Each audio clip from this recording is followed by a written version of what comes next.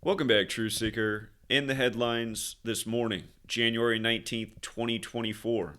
Snoop Dogg's daughter, Cori Broadus, says she suffered severe stroke at age 24. And she posted about this yesterday, saying it happened yesterday morning, January 18th.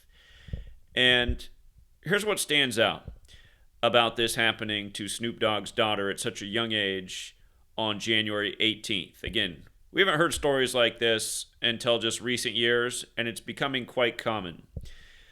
But January 18th, 118, we call LA the 118 city. And the reason we do is because Los Angeles is on the 118th meridian west.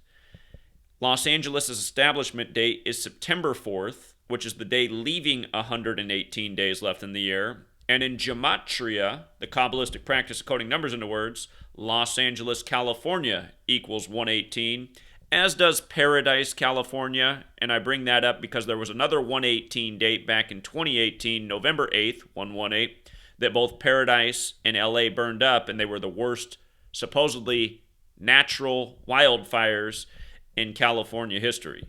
But 118, quite a fateful number, because it's also connected to death and homicide in Gematria, but also a very LA number. And of course, Snoop Dogg, the rapper, connected to Los Angeles. Beyond that, notice Cori Broadus, 24 years old, celebrated her birthday June 22nd of last year. And from her last birthday to this happening January 18th was exactly 30 weeks after her birthday. 30 weeks. Now, remember, there was this thing called Event 201. It was the COVID simulation.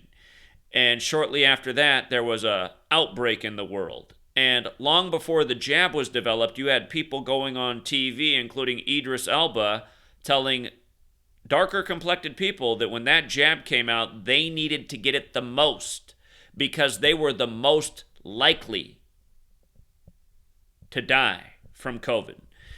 And we were pointing out then that isn't it interesting that in the Tuskegee experiment, there were 201 men in the control group, and Event 201 was the name of this simulation, and 201's this very special number to the Jesuit order's history, and it was Lincoln who blamed the American Civil War on the Jesuits, and Lincoln who pointed out that it was Jesuits who had the most to do with slavery in America. So anyway, if you don't know, the calendar we're on that says today's January 19th as I broadcast was created by a Jesuit. The English language goes back to the Catholic Church who the Jesuits serve. Anyhow, that's what we're educating out day after day. Not to mention the Event 201 simulation was spearheaded by the Jesuit Klaus Schwab, who just spearheaded Preparing for Disease X on January 17th, 201 weeks after the COVID pandemic was declared. But anyhow, it's exactly 30 weeks after his daughter's birthday. And notice how in Gematria, Tuskegee equals 30. So does slavery. So does Martin. So does Malcolm X. Keep in mind, neither of those were their birth names. So does vaccine. So does Lindsay. Where's Lindsay fit in? Well, who was the first vaccinated person in America? It was a black woman, Sandra Lindsay. And we've been talking about this since then.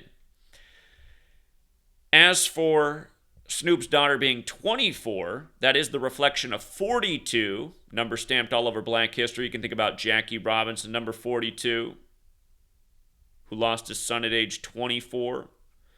But notice, Gematria, it's based on the alphabetic order forwards and backwards. All the things that we just talked about that equal 30, if you run them in reverse, they equal 42. Slavery, with the alphabetic order in reverse, is 42.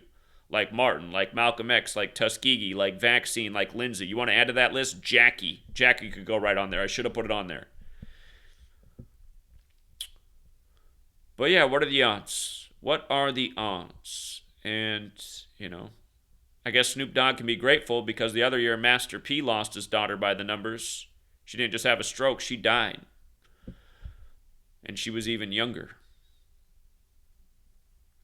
As I recall, Master P's daughter was 23, and in Gematria, Master P equals 23.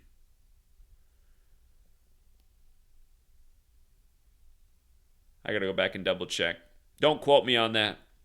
But we did cover Master P's daughter's death, the age, it all corresponded. It's just, again, show business is deadly business, and when the entertainers themselves aren't biting the dust, the people close to them are. So it's nice that she survived, but a severe stroke, that'll probably come with severe lifelong consequences. And it's also not a good sign when you're having that at 24 for the longevity of your life. So we'll keep it short and sweet, Truth Seeker. Again, thank you to everyone who hits the like and the share. And thank you to Google for doing less censorship than they used to. And it would be nice if they just stop all the way and let people speak their mind and let the facts reveal what is the truth instead of calling things misinformation that are not. Till next time, Truth Seeker.